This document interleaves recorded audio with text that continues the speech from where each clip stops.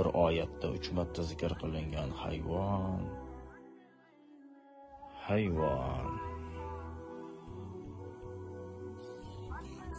Yo'q, topolmadim.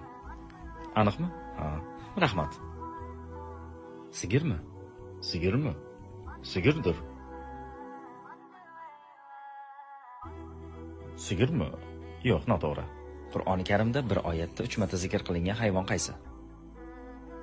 Ya'ni hayvonlar bor. U 3 marta degani nima degani? U hayvon bir oyatda 3 marta zikr qilingan.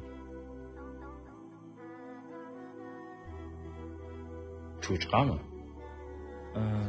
Tuyami? Afsus, topolmadim. Rahmat. Eshakmi? Yo'q. Kit.